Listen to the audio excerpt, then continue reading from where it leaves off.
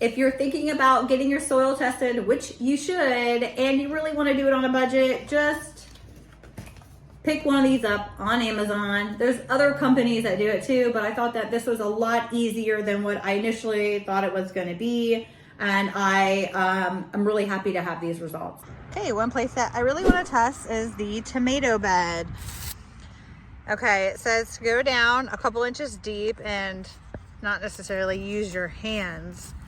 So there's a couple inches deep, and you don't want debris and stuff. I'm using my measuring cup because it is 1 cup of your soil to 5 cups of water, or parts. So I'm gonna get down in here. It's a good cup. Putting it in this container.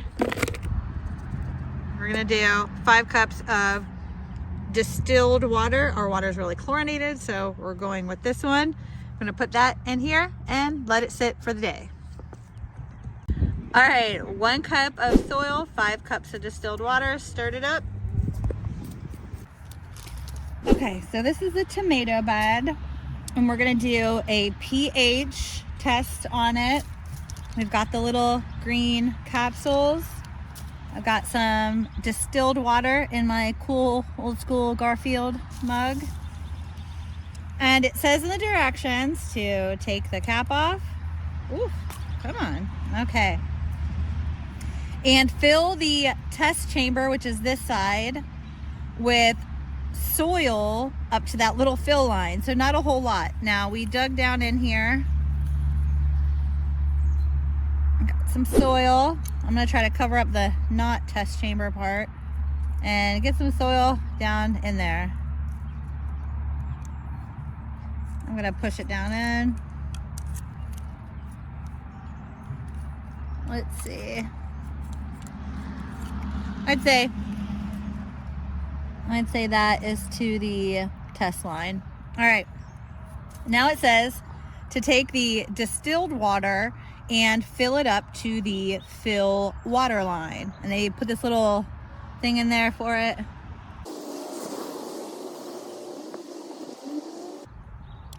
Okay, got the water in there. I'm gonna set that down. Let it hold it for me. It's a little bit windy, so I should probably do this in the house. I'm gonna take one of these capsules. I think I was supposed to put the capsule in there first, so well. I'm gonna tap it down. I'm gonna snip. I don't think I'm gonna be able to, I'm actually gonna tap this end down. I don't think I'm gonna be able to break it in half and get it down there very well. I'm just gonna snip the little top of this off. Ooh, okay. And then pour this down inside of here.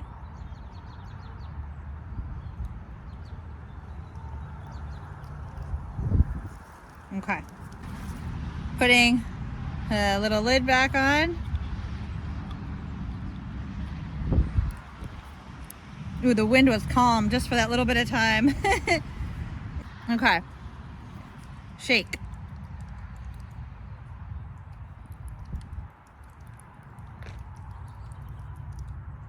And now we're gonna let it settle.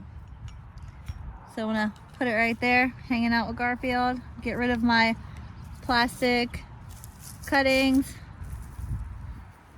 and let it sit for a minute. I'd have to say it's been about a minute. What I'm looking at here.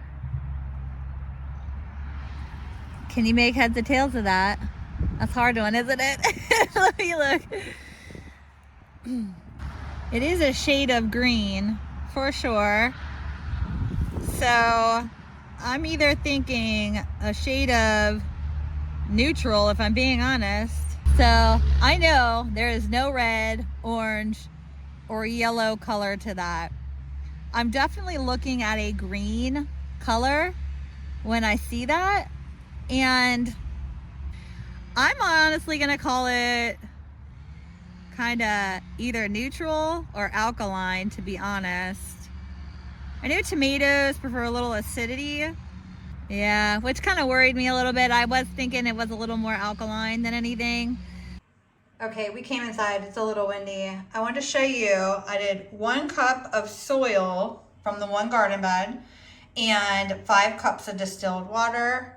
And most of it has sunk to the bottom. There's stuff that floated to the top. We're gonna try to push the floaties away to get the just the liquid. When you get it, it's in a plastic packaging like this, and you have all your little testing containers in there. And I was like, this is not directions, what the heck? But if you open up that piece of cardboard, all your directions are in here. So, but anyway, so, you know, what you get is your 4, which we've already used this one, and the longer I let this one sit, the darker the coloring is getting on it. And when I look at it in the house, I can tell that I'm pretty,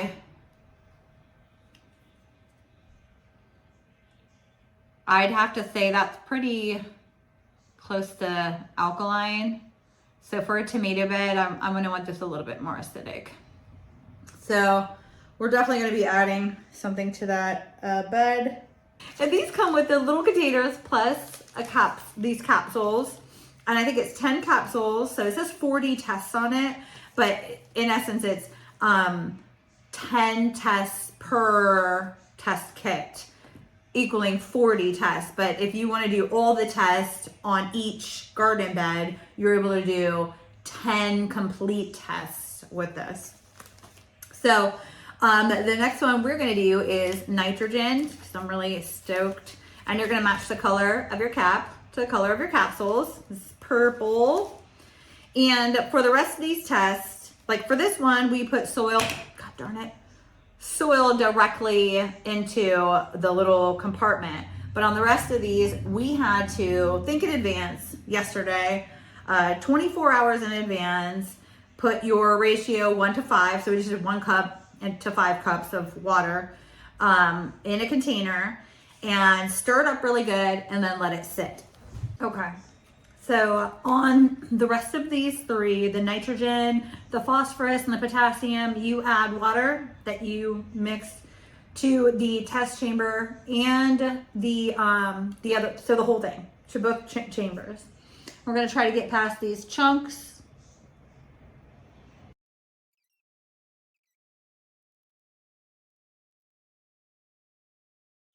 I think I did a pretty good job at only getting water. Okay.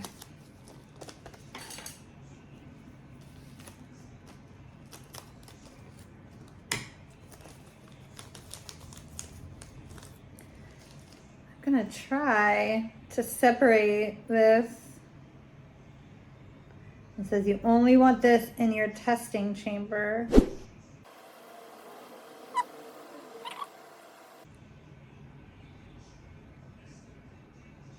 Oh, that wasn't too bad.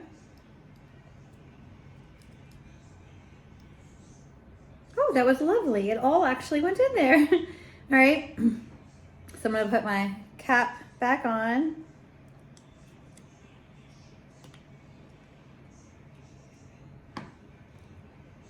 On there good, and then give it a shake. Seems like it settles a little bit in there, so I'm gonna mix it really good. Okay, now it says let it sit for 10 minutes. So there we go, 10 minutes. Okay, it's been 10 minutes for the nitrogen, and if you can look at that. Now the reason why I want you to fill this container side as well, not just the testing, is because the water looks a little brownish. So if it gives you the slide right here of the colors to compare it to, it's not like you're comparing it to blank thin air or whatever. It's actually comparing to what your water, the darkness of your water looks like, if that makes any sense. So let me look at this. So there's little speckles kind of floating amongst this, which makes it a little difficult. When I look at it, I honestly feel like it is between adequate and deficient. It's really hard for me to tell on there. And it's kind of hard to see it in the camera because I can kind of see like it makes it a little difficult to tell. I'm going to go with slightly deficient.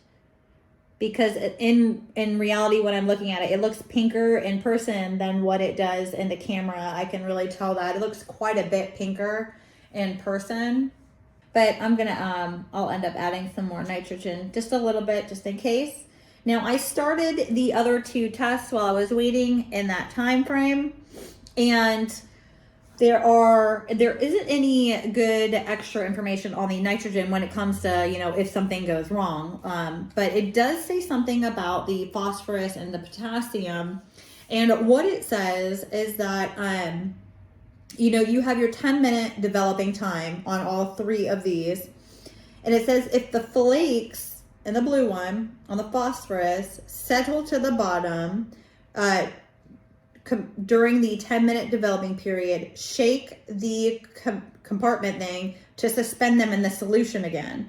But on the orange one, it says that if flakes of orange or brown color appear to have accumulated at the top of the test chamber in the potash compartment during the developing period, do not reshake it. So you can reshake this one, but not this one. And on the nitrogen, it doesn't say. But in reality, they kind of suspended more than anything, and the nitrogen all throughout it. Okay, we're back. It's been 10 minutes, and this is the second, we'll call it third test I did, but the next one in line. And this is the potash. Okay, so you can see in here, and it's, like I said, hard to tell in the camera here. It actually, maybe if I go like that, so you don't get a glare of some kind. In reality, this is a lot orangier than what it looks like in the camera. So this is definitely, we have enough potassium or potash in our soil. I'm happy with that. And then when we look at the phosphorus, between adequate and deficient, but it's really difficult to tell. Closer to adequate than anything.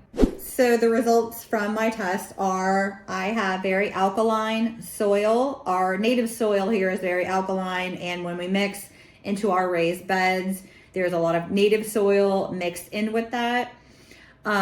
So for quite a few of the beds, we're gonna have to add some acidity to them. For the nitrogen, we're going to need some more nitrogen in there. We are hovering between adequate and deficient, but closer to adequate than anything. On the, which one was this? The potash, we're adequate. So we're doing good on that one. And then on the phosphorus, and the more I look at it, the more it looks adequate than anything. But so we're close to adequate between that and slightly deficient. So we need a little more acidity for some of our beds. We need a little bit of nitrogen, and we need a tiny bit of phosphorus. This is really important to know before we start to amend our soils and plant plants in those beds. So this is only on one of the beds. Now, two of the beds were treated exactly the same from the initial filling of the raised beds and then all the amendments that had been done to them. I want to test our native front garden bed that we're building. Now, we haven't finished building that bed and putting all this composting layers and stuff into it, but I'm curious as to see what the native soil that's in bottom of it actually is. And then a new bed that we had built about a month or so ago and filled. I'm curious to see what the soil is like in that bed. So guys, I hope this helped. It can be a little bit nerve-wracking to try to match your colors on it. And I feel like the more you do it, the easier it'll be. And I do like that they have you fill both compartments. So you have a standard to look at what your water looks like with no of the capsule, chemicals in it. and then what it looks like with the chemicals with your comparison chart. So that really helps. So I do like it for that. And I thought that it would be harder than what it is to match. It was a little bit easier than what I assumed it would be. So I would like one day to get some samples tested and sent to our local ag extension to do all that. But I think I'm gonna wait until all of our beds are in place and have been amended and used for a good 2 years. And then I'm gonna send those out to see how those turn out.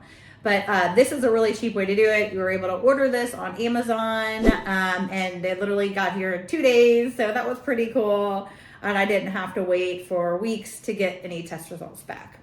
All right, guys, thank you for watching Garden and Grease. And if you haven't already, please hit that subscribe button and share this with anybody else that you know that should be testing their soil and maybe don't have a whole lot of money to do it. You can get this test for really cheap. All right, guys, have a good one.